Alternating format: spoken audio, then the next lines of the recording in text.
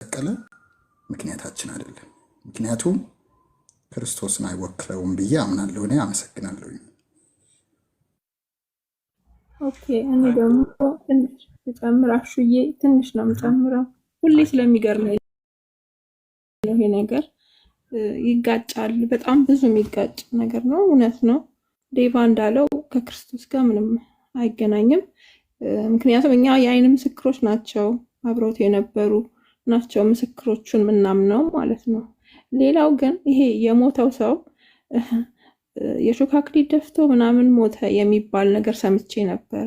እሱስ ነገር እውነት ነው ወይ? ሲሞት የሾህ አክሊል ተደርጎለት ተሰቅሎ ነው የሞተው የሚባለው አካል ማን ነው? ስለሱስ ምን አለ የሚታወቅ ነገር አለ ወይ? የሞተው በሱ ቦታ ሞተ የተባለው በቃ አያይዘህ ንገረን። ሁሌ ስለሚገርመኝ ነው የጠየቁት። አመሰግናለሁ። ኦኬ እንግዲህ አብዱል እነዚህን ጥያቄዎች እንዴት አድርገን እንደምትመልሳቸው አላውቅም፣ ግን አሁን ኮዙን እስኪ እንይ። ኮዙ ምንድን ነው? አሁን አልገደሉትም አልሰቀሉትም ብሎ ሲናገር ለመስቀልና ለመግደል ያነሳሳቸው ምክንያት ቁርአን ክሊር አድርጎ ሊያስቀምጠው ይገባል። ስለዛ ምክንያታቸው ምንድን ነው? ኢሳን ለመስቀል ለመግደል ያነሳሳቸው ምክንያት ምንድን ነው በእስልምና? አሁን ኮዙን ንገረን።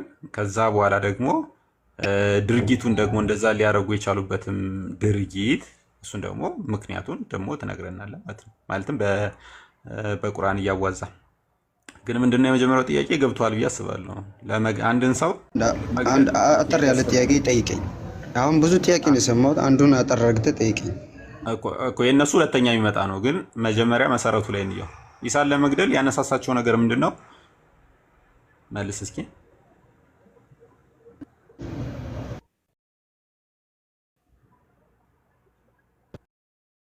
ሰው ጋር ነበርኩ አንዴ ጥያቄው ምንድነው? ኢሳን ለመግደል ያነሳሳቸው ነገር ምንድን ነው? ምክንያቱ ምንድን ነው? ኢሳን ለመግደል ያነሳሳቸው ምክንያት ምንድን ነው?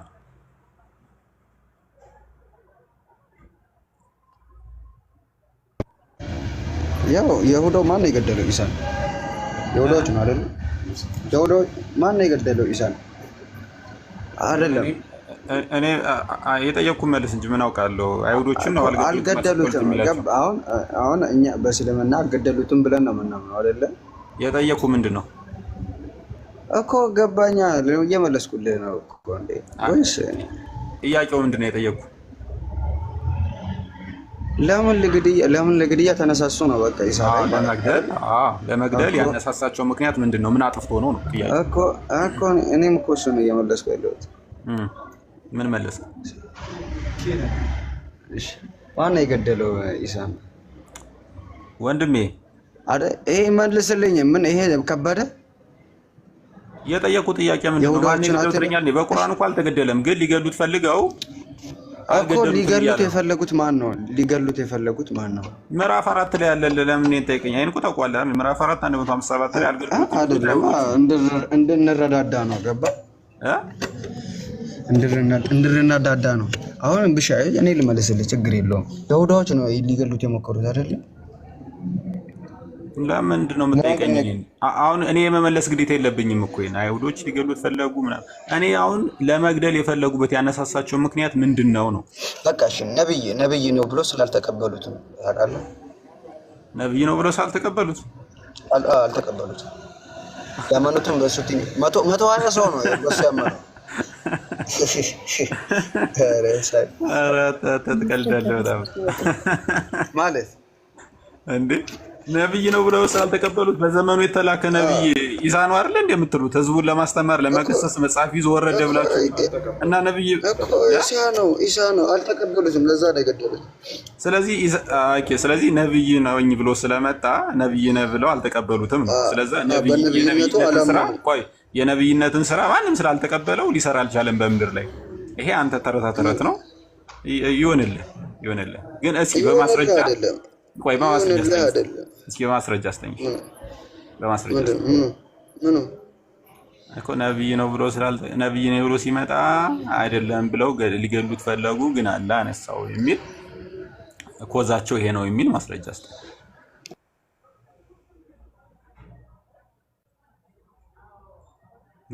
በውሸት ላይ የተመሰረተ እምነት መልሱ ራሱ እንደዚህ ነው።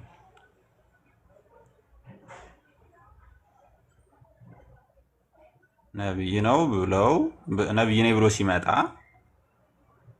ነብይ አይደለም ብለው ሊገሉት ሲሄዱ አላህ አነሳው። የሱም መልክ ሌላ ሰው ሰጣና ያ ሰው እንዲገደል አደረገ። በጣም ተረት እኮ ነው። ልክ አጁና አጉ የሚል ሰይጣን ናቸው። መላእክት በእንትን አሉ አይደል? በማነው ስሙ በፍቅር ሲዝም ውስጥ አጁና አጉ የሚባሉ መላእክቶች አሉ አለ። አሁን ከሺህ ዓመት በኋላ እውነቱ ነው ይተረካል በሰፊው ብዙ ተከታይ ስለሚኖረው እና ውሸት ነው። በቃ እስልምና በጣም በጣም ከባድ የሆነ አዘቅት ውስጥ ነው የገባው። አንድ ጥቅስ ሲላ ማንበብ የሚችላለ ልስጣችሁና መሲ ታነቢያለሽ? ምንድን መጽሐፍ ቅዱስ ነው? እሺ የማቴዎስ ወንጌል ምዕራፍ 16 ቋንዴ ልክፈት።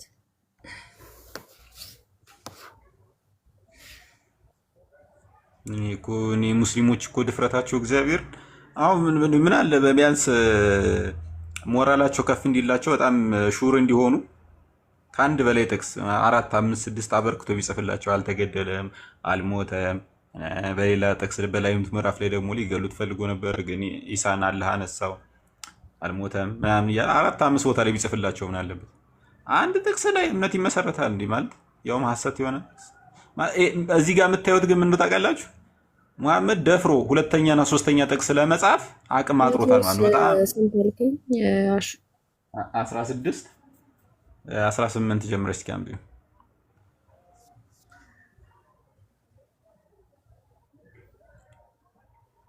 አሁን ከምዕራፍ 4 157 ጋር እየይዘን ምን ይሆናል? አሁን መሲ የምታነብልን ማለት ነው። እንዴት ምዕራፍ 4 157 እንዴት እንደሚመታው ላሳያችሁ ነው።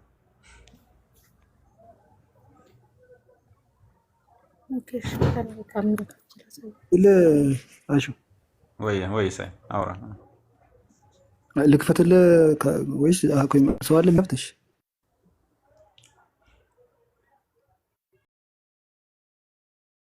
መሲ ልትከፍች ነው።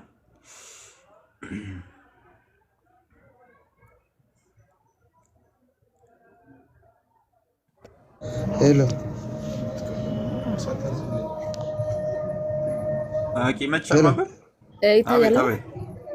እንግዲህ እንደዚህ ያሉትን ወቋቸው የሚለው ላይ ነው አንተ የፈለከው 18 ማቴዎስ ወንጌል።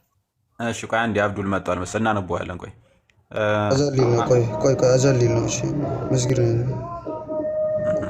ሁለት ደቂቃ ሚዩት አድርገው እኛን አዳምጠን ግን አዳምጠን እኛን ማር። እሺ አንብቢልን እስኪ ማንበብ ጀምሪ መሲ። እንግዲህ እንደዚህ ያሉትን እወቋቸው ይላል። 18 ላይ ያለውን ብቻ ነው የፈለከው? አይ ከሱ ጀምሮ ከ18 ጀምሮ። ኦኬ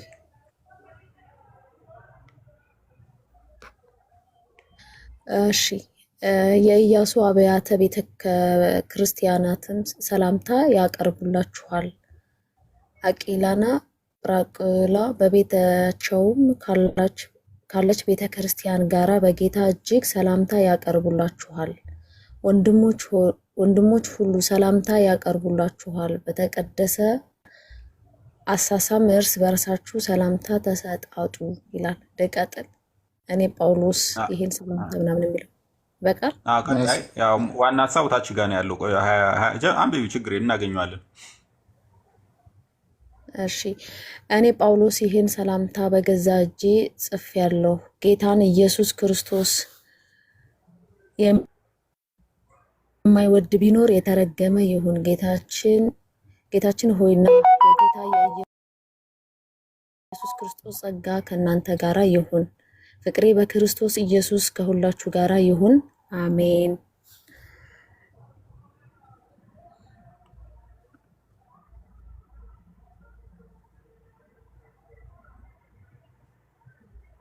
ፍቅር ስላላችሁ ግን በክርስቶስ ላይ ግን እንደዚህ የማለት ስልጣን ያለው ማንም የለም። እና አሁን እንደዚህ ብሎ ሲናገር ክርስቶስ በሶስተኛውም ቀን እነሳለሁ ማለት ሙቼ እነሳለሁ። ከዛ በፊት ደግሞ እያዛለሁ፣ እገደላለሁ፣ መሰቃያለሁ፣ ገረፋለሁ፣ እገደላለሁ፣ ሶስተኛው ቀን እነሳለሁ ሲነግራቸው ጴጥሮስም ወደ እርሱ ወስዶ አይሁንብህ ጌታ ሆይ ከቶ አይድረስብህ ብሎ ሊገስጸው ጀመር ክርስቶስን ማለት ነው። ስለዚህ አይሁንብህ ጌታ ሆይ አይድረስብህ፣ እንደዚህም አትሁን፣ አትሙትብኝ፣ አትሙት እያለው ነው ማለት ነው። ማንን? ጴጥሮስ። ማንን? ኢየሱስ ክርስቶስ። አሁን ኢማጂን አስቡ። ክርስቶስ እንግዲህ ስለ ራሱ ተናገረም ብሎ እያዛለሁ፣ ገደላለሁ፣ እሞታለሁ፣ ሶስተኛውም ቀን እነሳለሁ ብሎ ማለት ነው። አሁን ስለ ራሱ ስቅለት ሕማም መስቀሉን ተናገረ። አሁን እሰቀላለሁ ብሎ ክርስቶስ ሲናገር አይ አትሰቀል ብሎ የሚናገር አካል ካለ ነው ሐሳቡ። ልክ እንደዚሁ ሲናገር ቁጥር 23 ላይ እርሱ ግን ዘወር ብሎ ጴጥሮስን ጌታችን ማለት ነው ጴጥሮስን ምን አለው? ወደ ኋላ ሂድ አንተ ሰይጣን፣ የሰውን እንጂ የእግዚአብሔርን አታስብምና እንቅፋት ሆነህብኛል አለ። አንድም እኔ እግዚአብሔር ነኝና የኔን ሐሳብ ልትሰማ አልቻልክምና ዞር ብለህ አንተ ሰይጣን ነው። ሐሳቡ ምንድን ነው? ስቅለትን የሚቃወም መንፈስ እንደዚህ ካለ ምን ብሎ እየገሰጸው ነው? ለኋለኛው ዘመን ለሚመጡ ሐሰተኛ ነቢያቶችም ክርስቶስ የማያዳግም መልስ ሲሰጥ ክርስቶስን አልተሰቀለም ብሎ የሚነሱትን ክርስቶስ ምን እያለ ነው?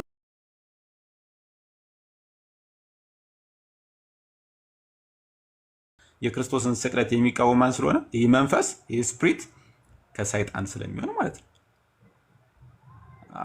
ጴጥሮስ ከክፋት ተነስቶ አይደለም፣ ከቅናት ነው።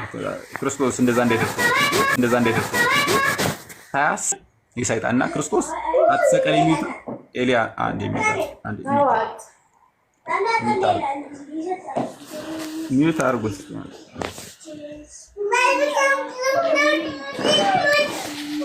ስለዛ ክርስቶስን አትሰቀል ወይም አልተሰቀለም የሚሉ ሰዎችን ራሱ ክርስቶስ ሰይጣን አንተ ሰይጣን ከኋላ ሂድ ነው የሚለው። ስለዚህ እኔ እግዚአብሔር ሆኜ ሳለ የኔን የእግዚአብሔርን ሐሳብ አትሰማም፣ ነገር ግን ሰዋዊ የሆነ ማለት ነው ይህንን ሐሳብ ግን ልትሰማ ትችላለህ። ስለዚህ አሁን ምዕራፍ 4 157 ላይ አልገደሉትም አልሰቀሉትም ብሎ አላህ ሲናገር እኛ ያለ መልእክተኛን የመርየምን ልጅ አልመሲህ ኢሳን ገደልን በማለታቸው ረገማቸዋል። አልገደሉትም አልሰቀሉትም ማለት።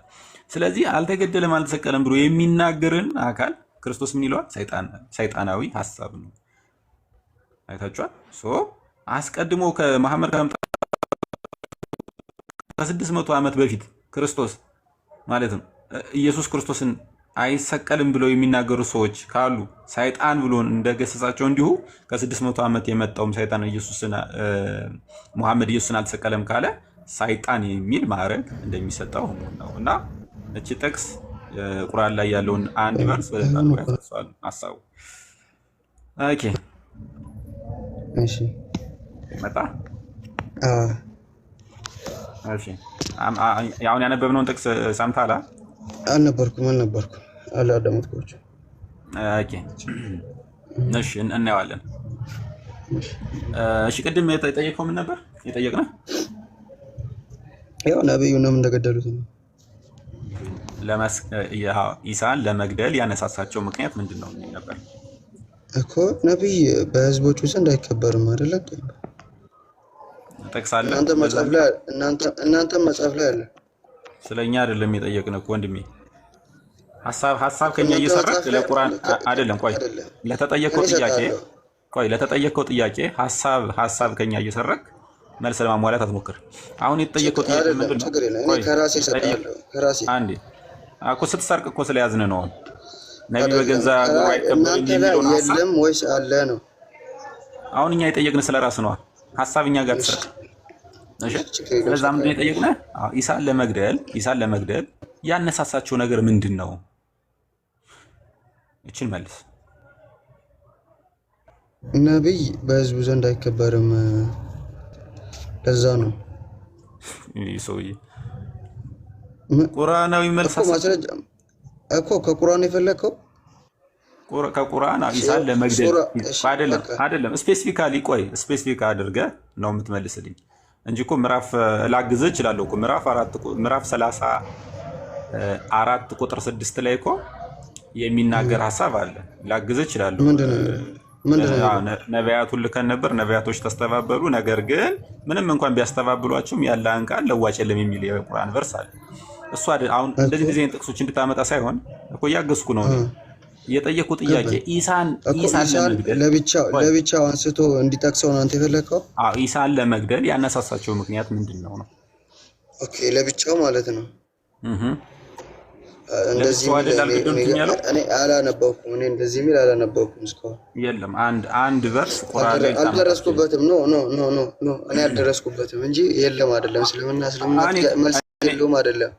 እኔ ከማውቀው ደግሞ ልንገርህ ኢሳን ለመግደል ይሄ ነው ምክንያታችን የሚል የገዳዮች ምክንያት በቁርአን ላይ አልጻፈም።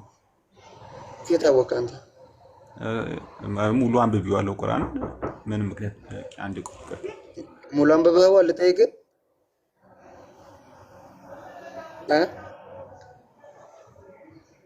ሄሎ እሱ እየጠየቀህ ነው የጠየቀህን መልስ ብቻ መልስለት እሺ አይደለም የለም አለ እኮ የለም አለ በቃ እሱ ጠይቁሃል የራስህን መልስ መልስ እሺ ልጠይቅህ አትበል መልሰው ማለት ነው አይደል አልጠየቅኩም እኔ አልጠየቅኩም የለም ይመጣል ወንድሜ አብዱልአዚዝ እሺ ይመለስ ችግር የለም ይችላል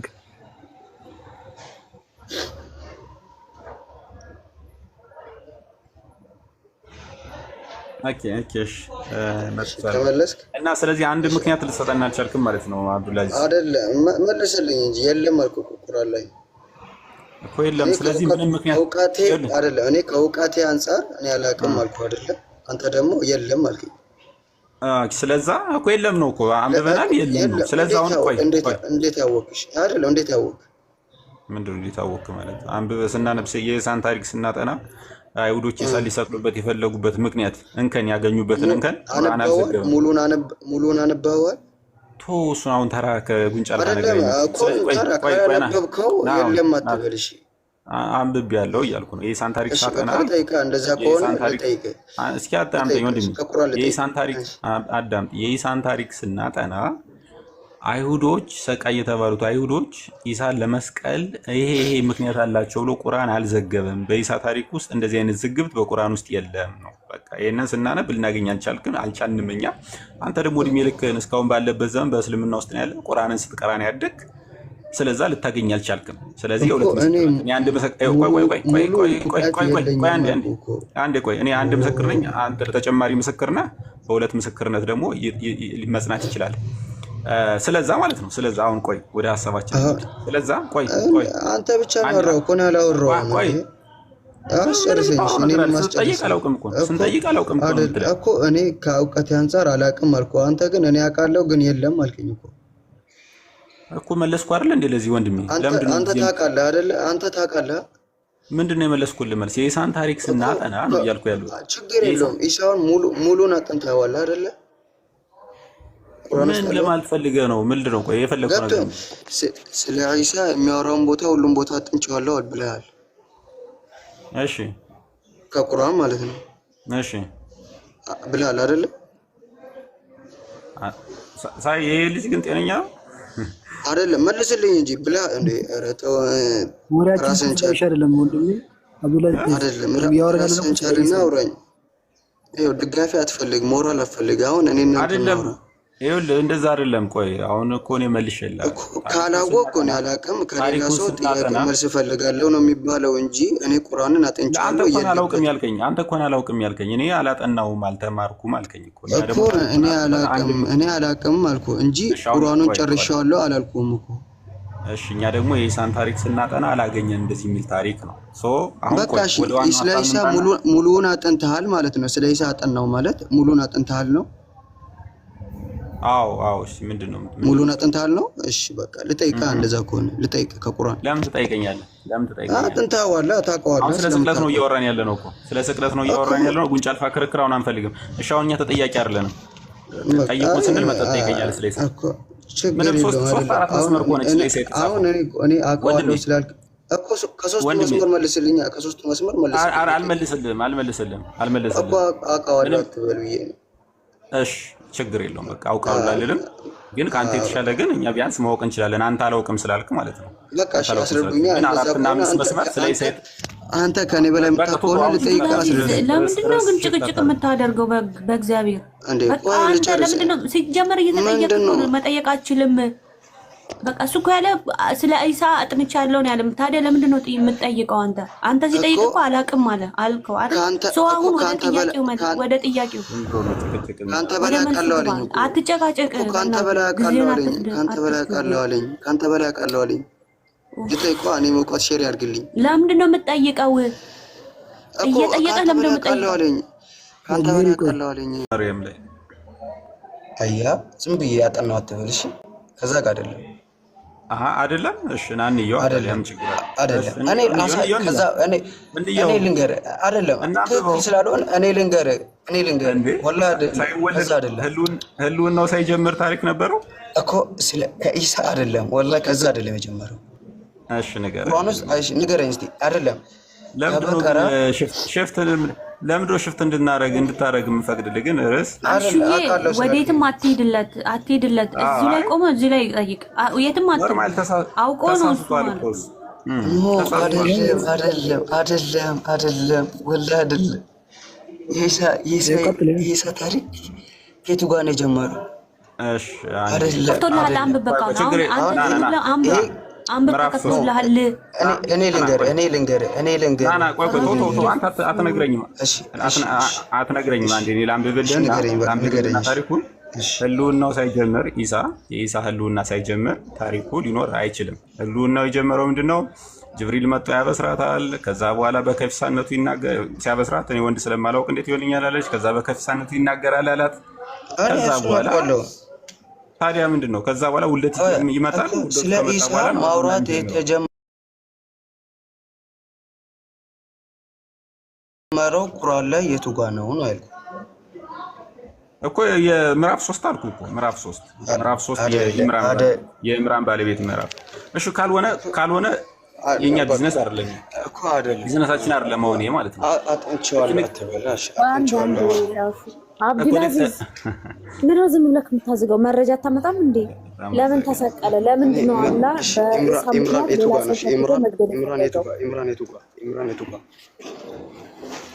በቃ እንደዚህ ኤሌመንታሪ ጥያቄ አሁን እኮ እኛ እየነገርነው እየተሳሳተ ነው።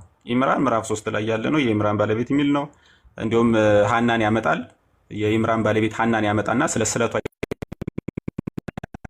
ይናገራል። ስለቷን ስታቀርብ ጌታ ሆይ ብላ አላህን ትማጸናለች።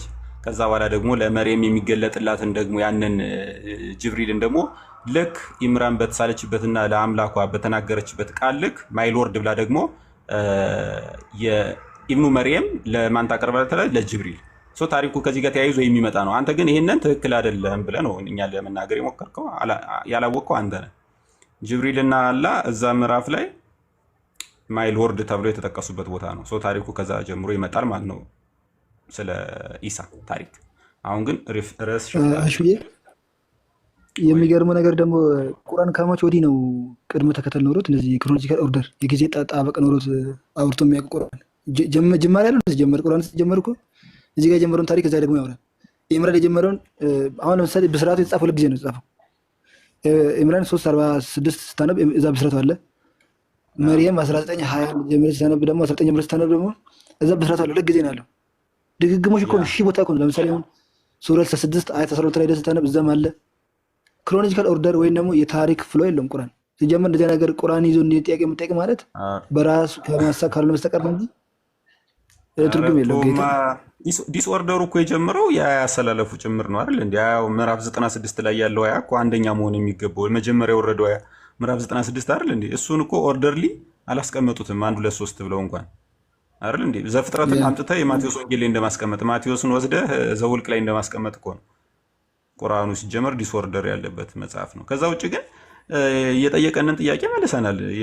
ስለ ኢሳ መናገር የጀመረበት አሁን ሱረቱ መርየም ስለው እኮ ምዕራፍ 3 የኢምራን ባለቤት ሊሄድ ነው፣ ግን ታሪኩ አንድ ነው። ከዛም ደግሞ የኢምራን ባለቤት ታሪኩን ደግሞ ነገር ነው አይደል እንዴ? ግን ርዕስ ሽፍት ለማድረግ ነው ወይ አላወቀውም፣ ግን የጠየቀውን እኛ መልሰንለታል። ኤኒዌይስ እሺ አሁን እንመለስ እና ወደ ዋናው ነገር እንቀጥል። ሳይት አወራለህ። ቁርአን ኢሳን ማለት የክርስቶስን ስቅለት ለመቃወም ብቻ ሲል የተንጠለጠለች ሀሳብ ይዞ ይነሳል። ምንድነው? አልገደሉትም እና አልሰቀሉትም። ከዛ እንዴ ለሚመጣበት ጥያቄ እንኳን ሪስፖንሲቢሊቲውን አልወሰድም። አንድ በጣም በፍራቻና በመንቀጥቀጥ የጻፈው ይመስለኛል ይሄንን ጥቅስ ማለት ነው። ለምን ከተባለ ዓለም ሁሉ የተቀበለው ክርስትና የተስፋፋበት እና ክርስትና አንኳሩ ደግሞ ኮር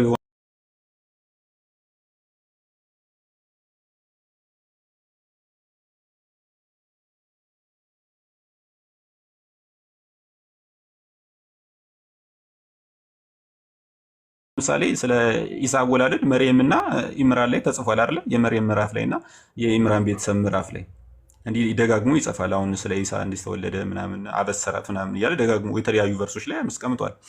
ግን አልተሰቀልም ለማለት ግን የጻፋት አንድ ቨርስ ላይ ነው። አይቷል። ስለዚህ አሁን እችን ሲጽፍ የክርስቶስን ስቅለት ለመቃወም ብቻ ሲል አስቀመጣት። ግን ከዛ በኋላ ሊመጣበት ያለውን ጥያቄ መመለስም ስለማይችል ወይም ሪስፖንሲቢሊቲውን ስላልወሰደ አስቀመጠ። እሺ አሁን ጥያቄ እናነሳለን። አልገደሉትም አልሰቀሉትም ብሎ ሲጽፍ ለመስቀልና ለመግደል እንኳን ያነሳሳቸው ምክንያት ምንድነው የሚለውን እንኳን መመለስ አልቻለም ቁርአን። ይሄ ወንድማችን አላውቀውም አለ። ለምንድነው አላውቀውም ያለ? አሁን እንግዲህ 20 ዓመት ወይም 25 ዓመት ሊሆነው ይችላል። 25 ዓመት ሙሉ ቁርአን ሲቀራን ያደገ አላውቀውም እንዴት ሊል ይችላል? ስለሌለ ነው ያላወቀው እንጂ እውቀቱ ስላልደረሰበት አይደለም። ያታችኋል። ስለዚህ አንደኛ የጅብ ችኩል ነው አጻጻፉ ማለት ነው። ስቅለትን ለመቃወም ብቻ ምን አለ? አልገደሉትም አልሰቀሉትም። ለምንድን ነው የሰቀሉት ለመስቀል የፈለጉት ይባል መልስ የለውም። ለኮዛቸው ምክንያቶች አሁን እኛ በጣም ብዙ መልስ አለና ክርስቶስን ለስቅለት ያበቁት ምክንያቶች ምንድናቸው ብንባል ልንመልሳቸው የምንችላቸው ብዙ ምክንያቶች አሉ። አንደኛ ምንድነው? ራሱን እግዚአብሔር ማድረጉ። ራሱን እግዚአብሔር ሲያደርግ እንዴት ራስን እግዚአብሔር ታደርጋለህ ሆ ብለው ተነሱበት። አየሁ በዚህ ምን ያዙ? ቂም ያዙ ማለት ነው። አይቷል። እንዲሁም ሊሰቅሉት ሊወግሩት ድንጋይ ይዘው ሲመጡ ተሰወረባቸው ይላል። ለምን ሲባል ጊዜው ገና ስላልደረሰ ይላል መጽሐፍ። እሺ አንድ እግዚአብሔር ራሱን እግዚአብሔር ስለማድረጉ አንድ ምክንያት። ሁለተኛ ኃጢአትን ይቅር በማለቱ ኃጢአት ይቅር ባይ ነኝ በማለቱ ታስታውሳለህ አይደል? የማርቆስ ምዕራፍ 2ን ስታነብ ከአንዱ ከእግዚአብሔር በቀር ኃጢአትን ይቅር የሚል ማን አለ ብለው ሲናገሩ ክርስቶስ ግን ኃጢአትን ይቅር አለ። ማን ስለሆነ? እግዚአብሔር ስለሆነ። አየህ ስንት ምክንያት? ሁለት ምክንያት።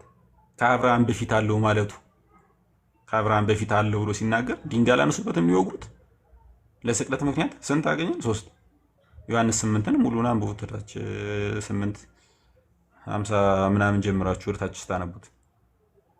እሺ ሌላ ምክንያት በትንቢት የተነገረልኝ ጌታ እኔ ነኝ በማለቱ አስቀድሞ ነቢያቶች በሙሉ የተናገሩት ትንቢት አለ አይደል? ያ ጌታ እኔ ነኝ በማለቱ ሊሰቅሉት ተነስተዋል። አይታችኋል አይደል? ሌላ ምክንያት አባቴ ይሰራል እኔም እሰራለሁ ብሎ አልተናገረም ክርስቶስ? ያኔ እንዴት ራሱን ከእግዚአብሔር ጋር አስተካክሎ እግዚአብሔር አባቴ ነኝ አባቴ ነው ይላል ብሎ ሊወግሩት አልተነሱ? ሌላስ በኃይል ደመና እመጣለሁ ብሎ ሲናገርስ ሊወግሩት አልተነሱ? የእግዚአብሔር ልጅ ነኝ ብሎ ሲናገር ሊወግሩት አልተነሱ? እነዚህ ሁሉ ምክንያት መጽሐፍ ቅዱሳችን ትክክለኛ ፍሎውን የጠበቀ ታሪኩን የጠበቀ ትክክለኛ መለኮታዊ ቃል ስለሆነ ይሄን ሁሉ በጣም ለጭንቅላታችን ተስማሚ ሆኖ አግኝተናል ማለት ነው። ትክክለኛ መለኮታዊ ቃል ሆኖ አገኘ ነው። በቃ ሎጂካል ነው። በትንቢትም የተናገረ ነው። ክርስቶስም መጥቶ ነቢያትም ስለኔ ተናግረዋል ብሎ የተናገረው ነው። ይሄን ሁሉ እውነት እኮ ነው ቁርአን አንድ ጥቅስ ላይ የጨፈለቀው ማለት ነው። አይቷል። ስለዚህ አሁን ክፍል 2 ላይ ያለውን ደግሞ እስቲ ሳይቀጥል አሁን ለክርስትና መስፋፋት እንደ ክርስትና አይዲዮሎጂ ለክርስትና መስፋፋት ትልቁን ሚና የተጫወተው ማለት ነው። ይሄን እስኪ ሄድበት።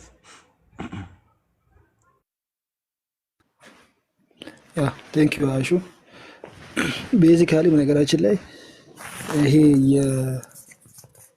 ያለ አሰራር አንደኛ ዲሰፕሽን ነው። ይሄ ማተላል ይባላል። በራስህ በቁርአን ነው።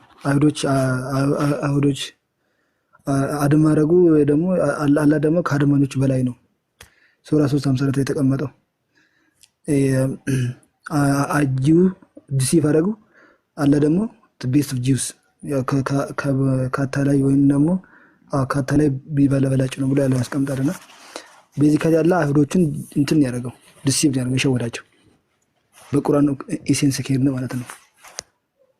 ግን ከሁሉ አንድ ነገር ግን መታወቅ በዛ በፊት አሁን ቤዚካሊ ክሩሲፊክሽን ወይም ደግሞ ስቅለት በቁርአን ላይ የተካደ ነው። ለቀልሰቀሉትም ብሎ ለመከር ሞክሯልና ሊቃውንቶቻቸው ይሄን ነገር በብዙ መንገድ ሊፈቱት ሞክረዋል። በእነሱ በመሀልም አለመመት እንዳለ ቅድም አይተናልና ነገር ግን ሂስቶሪካሊ አኩሬት ነው ወይ? ከታሪክ አንጻር እውነት ተቀባይነት አለው? የመጽሐፍ ቅዱሱ ታሪክ ነው ወይስ የቁርአኑ ትርክት ነው? የቱን ነው? የትኛው ናሬቲቭ ነው ሞር አክሰፕተብል? ሂስቶሪካሊ የትኛው አኪዩሪቲ የሆነው ሲባል የመጽሐፍ ቅዱሱ አይደለም በመንፈሳዊ ዓለም በሴኩላር ዓለም ራሱ ወይም ደግሞ እምነት የላቸውም ተብሎ በሚታሰቡት ዘንድ ራሱ ተቀባይነት አለው። ይሄ ነው። ለምሳሌ አሁን መጽሐፍ ቅዱስን በመተቸት የሚታወቅ ሰው ኦር ክርስቲያን ያልሆኑ ነን ክርስቲያንስ ሰው ዘንዳ እንኳን ስቅለት የታመነ ነው። ነገራችን ላይ ክርስቶስን ኦፍ ክራይስት የክርስቶስ ስቅለት ያለምንም ጥርጣሬ እውነት ነው ብሎ ያምናሉ። ለምሳሌ ከታሪክ ሊቃውንት አንደኛው ባህርት የሚባለው በዚህ ዘመናችን ያለ ሰው ነውና ወንጌልን በተቸት የሚታወቅ ሰው ነው። ነገር ግን ስለ ስቅለት ሲያወራ ስቅለት ያለምንም ጥርጥር ክርስቶስ እንደተሰቀለ የታወቀ ነው። በዚህ ጊዜ አይደለም፣ በዛ ጊዜ የነበሩ በወቅቱ የነበሩ አንዳንድ የሮማውያን ታሪክ ጸሐፊዎች፣ አይሁድ ታሪክ ጸሐፊዎች ጭምር ክርስቶስ ስቅለት ምንም እንደማያጠራጥር ይሄ ግልጽ በታሪክ ያለ እንደሆነ ይናገራል ማለት ነው። እኛ ግን ከነዚህ ሁሉ ግን እኛ ሞር የምንቀበለው ስለ ክርስቶስም ሊናገሩ የተገባቸው ክርስቶስም ሾማቸው ወደ ዓለም የሰደዳቸው ሐዋርያትን ነው የምንቀበለው። ምክንያቱም ጌታ ራሱና መንፈስ ቅዱስን ሰጥቷቸው በሾማቸው ካህናት አድርጓቸው ወደ ዓለም ሲለቃቸው ምንድን ነው ይሄን እውነታ እንዲመሰክሩ ነው። ስለ ክርስቶስ ሊመሰክር መሐመድ አለም የተሾመው። አንድ ከሁሉም ማወቅ የለብን። ዮሐንስ ነው፣ ሉቃስ ነው። እነዚህ ናቸው የተሾሙት እንጂ ከሐዋርያዊ ቅብብል ውጭ የሆነ አንድ እንግዳ ትምህርት ያመጣ ሰው ተቀባይነት የለውም። ወቁ እነዚህ ሐዋርያቶች ክርስቶስ ሲሰቀል በዓይናቸው ያዩ ናቸው አይደለ? ስፔሻሊ አሁን ዮሐንስ አይ ዊትነስ ነው አይደለ? ክርስቶስ መስቀል ከነበረው አንደኛው ዮሐንስ ነው። እናቱ ነበረች። ስለዚህ ሁልጊዜም ልናምን የሚገባው እንደ እውነታም አኩሬት የሆነው ማን ነው? ዮሐንስ ነው ማለት ነው። ይሄ ሰውዬ መሐመድ ማለት ከ600 ዓመት በኋላ የመጣ ነው። ሞስትሊ በትምህርት ውስጥ ያካተተው ኢግኖስቲክ የሆኑ ኋላ ላይ ዴቨሎፕ የተደረጉ ሄሬቲካል ቲቺንጎች ናቸው። እነዚህ ከቤተክርስቲያን የወጡ ልክ አይደለም ተብሎ የተወገዙ ትምህርቶችን እንደ መግለጥ አድርጎ ይዞ መጣ ማለት ነው። ነገር ግን ከታሪክ አንጻር ስናይ ከቤተክርስቲያን እውነታ አንጻር ስናይ ይሄኛው የሐዋርያቱ እውነታ ትምህርት ሞር ተቀባይነት አለው። ምክንያቱም ይሄኛው የሐዋርያ ትምህርት ከነቢያት ትምህርት ጋርም አላይን ስለሚያደርገው ስለሚስማማ ማለት ነው። እሺ ነቢያቶቹ በነገራችን ላይ ይዩት ከዳዊትን ይዩ። ለምሳሌ ዳዊት መዝሙር ላይ ሲናገር እኮ ልክ መስቀል ነገር እንዳለ እስኪመስል ድረስ አለ ቀሚሴ ላይ ጣጣጣሉ ሲል ሊተራሊ ነበር እንደ እስከሚያስብል ድረስ ይሄ በመንፈስ ነው። ዳዊት ቀድሞ ስለ መሲህ የተናገረ ነው። ስለ መሲህ የተናገረ በእርግጥ ዮሐንስ ዳዊት ብቻ አይደለም ተናግሯል። ኢሳይያስም ተናግሯል። ኤርሚያስም ፋይናሊ ብዙዎች ተናግሯል። ዘካርያስ ተናግሯል። ስለዚህ የትኛው ትምህርት ነው ከነቢያቱ ጋር አላህን የሚያደርገው? የመሐመድ ነው ወይስ የሐዋርያት ነው? የሐዋርያት 100% ከነቢያት ትምህርት ጋር ምን ይስማማል ማለት ነው። ምክንያቱም የነዚህ ነቢያት ተስፋቸውም ጌታ ስለነበረ ልክ ኢሳይያስ መጽሐፍ ላይ እንደሚናገረው ና ውረድ እስክል ድረስ አይደለ በጣም ይስማማል ማለት ነው። ይሄን ዊርድ ትምህርት ከነቢያትም ካልሆነ ከሐዋርያትም ያለው ትምህርት ማመልክ የተመጣው ፈጽሞ እግዚአብሔር አይደለም። ምክንያቱም መጽሐፍ ቅዱስ እንደሚያስተምረን እኛ በሐዋርያትና በነቢያት ላይ እንደተመሰረትን ይናገራል መጽሐፍ ቅዱሳችን ማለት። ስለዚህ የመሐመድ ትምህርት በታሪክ ያልነበረ ለ600 ዓመት ኢቭን ከክርስቶስ እርጋት በኋላ ለ600 ዓመት የማይታወቅ ፈጽሞ አዲስ ትምህርት ነው።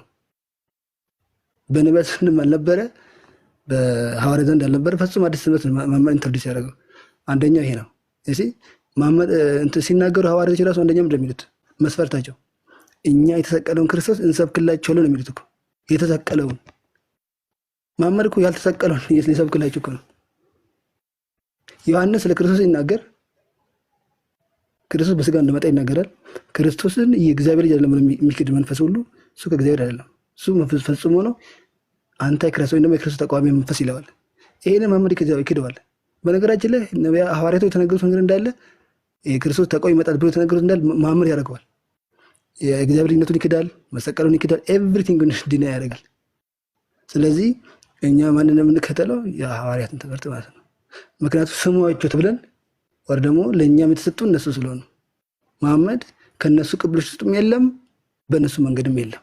ስለዚህ ከዚህ አንጻር የመሐመድ ትምህርት ፈጽሞ እንግዳ ነው። አዲስ ትምህርት ደግሞ እንቀበል ራሱ መጽሐፍ ቅዱስ ያዘናል። ከሰማይ መላእክት እንኳን ቢመጣ ተብሏልና ከዛ አንፃር ስናየው ፈጽሞ የመሐመድ ትምህርት የማይታወቅ አዲስ እንግዳ ትምህርት ነው ማለት ነው።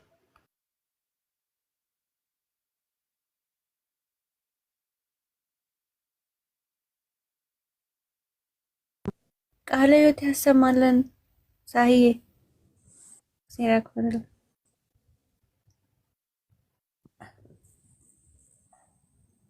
አላችሁ። አዎ ሳይ እዚህ ጋር እናመሰግናለን። ጥሩ ገለጻ ነው ያደረክልን ማለት ነውና ያው እውነት ነው፣ በምንም ሊለወጥ ምንድነው አይችልምና መጽሐፍ ቅዱስ ከዘፍጥረት ጀምረን እስከ ሚልኪያስ እንደው በአይሁዶቹ መጽሐፍ ብንሄድ መሲሁ መጥቶ ሳፍር